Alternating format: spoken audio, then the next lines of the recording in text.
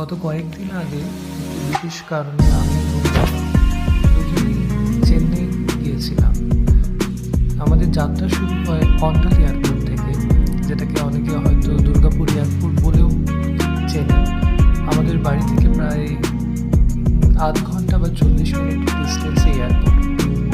আমাদের বাড়ির সামনে এয়ারপোর্ট হওয়াতে খুব বিশেষ সুবিধা পাওয়া গেল এবং আমরা খুব তাড়াহুড়ো করেই এই ফ্লাইটটা বুক করেছিলাম আন্ডাল থেকে চেন্নাই।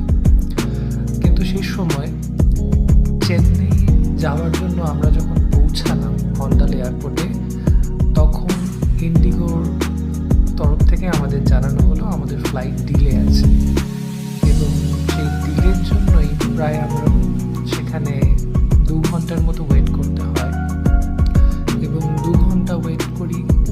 তারপরেই অ্যানাউন্সমেন্ট শোনা যায় যে আমাদের ফ্লাইট অলমোস্ট রেডি হয়ে গেছে, আমাদের যাত্রা শুরু হয়।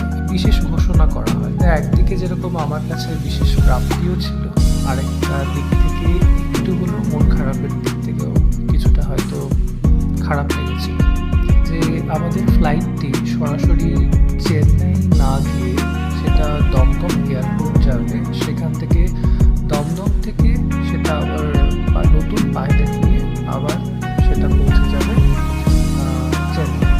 তো যথারীতি সমস্ত দিক থেকে অসুবিধায় পড়ার পরও নিজেকে মেন্টালি প্রিপেয়ার করে নিয়ে আমরা পৌঁছে যাই প্রথমে অন্ডাল এয়ারপোর্ট থেকে দমদম এয়ারপোর্ট এবং ভাবতে পারিনি যে সমস্ত মানুষ আমাদের এখান থেকে সচরাচর দমদম এয়ারপোর্ট বা কলকাতার উদ্দেশ্যে যাওয়ার জন্য ট্রেন বা বাসের সাহায্যে নিয়ে থাকে।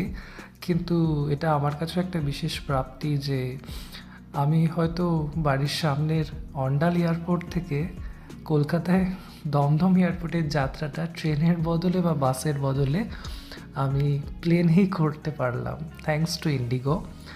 ইন্ডিগোর কিছু কিছু সময় হয়তো অনেক খারাপ লাগার মধ্যেও ভালো লাগা থাকে। তার সাথে স্পেশাল ফুডস আইটেমস তারা কন্টিনিউয়াসলি আমাদের দিয়ে গেছেন, যেহেতু আমাদের ফ্লাইট যথেষ্ট ডিলে হয়েছে। আমাদের 2 ঘন্টা 10 মিনিটে চেন্নাই পৌঁছানোর কথা ছিল, কিন্তু প্রায় আমরা 2 ঘন্টা অলরেডি লেট ছিল আমাদের ফ্লাইট। তারপর আমরা প্রায় 20 থেকে 25 মিনিটের মধ্যে আমরা দমদম এয়ারপোর্টে পৌঁছই এবং সেখানে আমাদের রীতিমতো বলা হয় যে আমাদের আরও 1 ঘন্টা ওয়েট করতে হবে। তারপর দমদম থেকে চেন্নাইয়ের উদ্দেশ্যে নতুন পাইলট চেঞ্জ হবে, ক্যাবিন ক্রিউ চেঞ্জ হবে এবং